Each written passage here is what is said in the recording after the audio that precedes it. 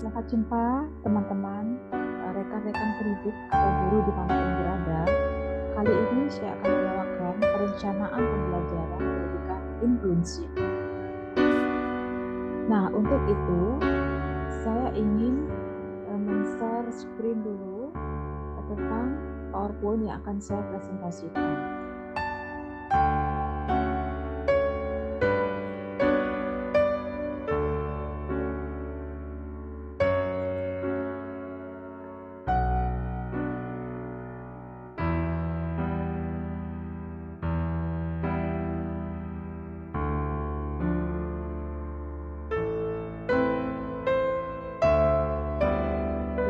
Kita akan membahas tentang perencanaan pembelajaran pendidikan inklusif.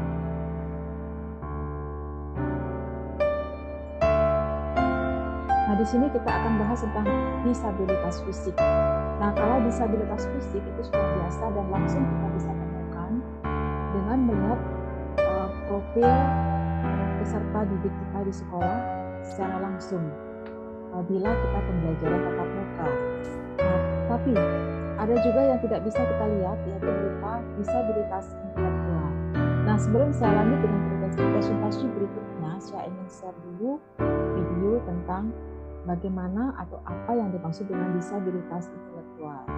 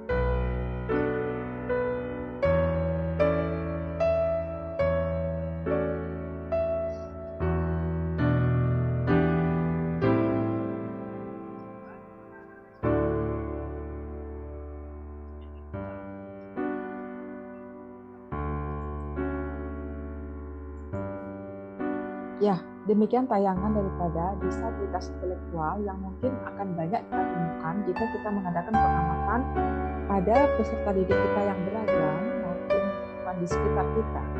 Nah, untuk selanjutnya saya akan lanjut dengan share presentasi PowerPoint berikutnya.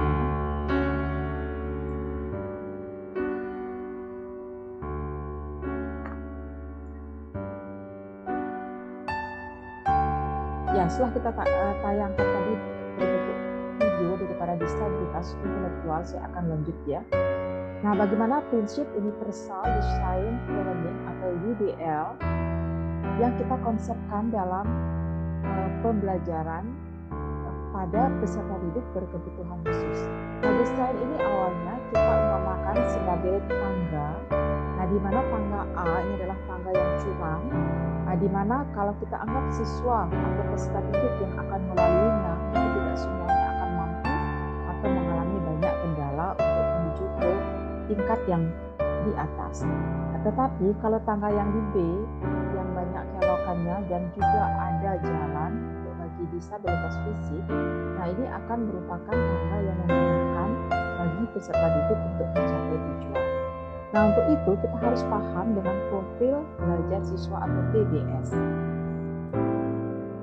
Nah, di sini kita akan temukan banyak sekali ragam kesulitan fungsional, baik secara fisik, mental, sosial, maupun intelektual. Ada dari penglihatan, pendengaran, berbicara, disleksia, kemudian motorik kasar, kemudian pengendalian emosi.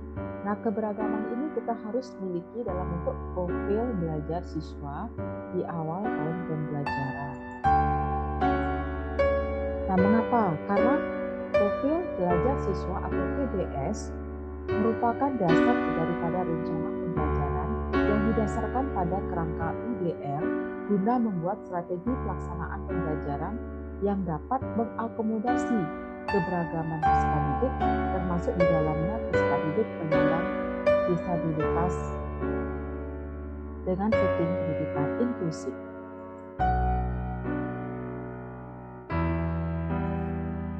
Nah, kita harus melaksanakan modifikasi dalam pembelajaran yang normal, yang merupakan peserta didik reguler yang tidak memiliki kebutuhan khusus.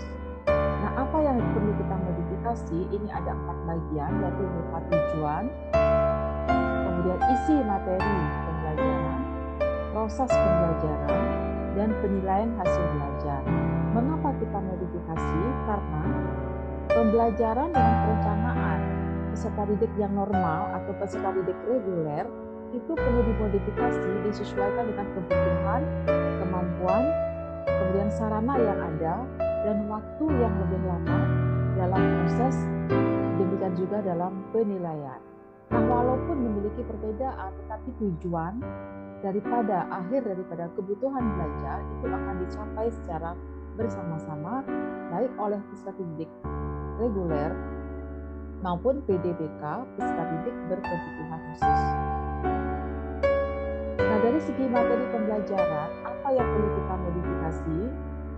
Yang kita modifikasi adalah keluasan materi, tingkat kesulitan materi, kedalaman materi, yang tentu kita akan sesuaikan dengan kondisi, kebutuhan, dan kemampuan daripada PDBK itu sendiri. Kemudian modifikasi proses. Dalam proses pembelajaran, kita harus modifikasi pendekatan apa yang kita pergunakan. Kemudian sesuaikan juga media yang kita pakai. Jadi peserta reguler dengan PDBK itu memiliki perbedaan. Jadi kalau peserta reguler, peserta didik reguler bisa mengadakan pengamatan langsung dengan percobaan, peserta didik berkebutuhan khusus atau PDBK mungkin diberikan hasil tayangan dari beberapa video. Kemudian metode yang kita pergunakan juga harus dimodifikasi dan model pembelajarannya juga harus disesuaikan.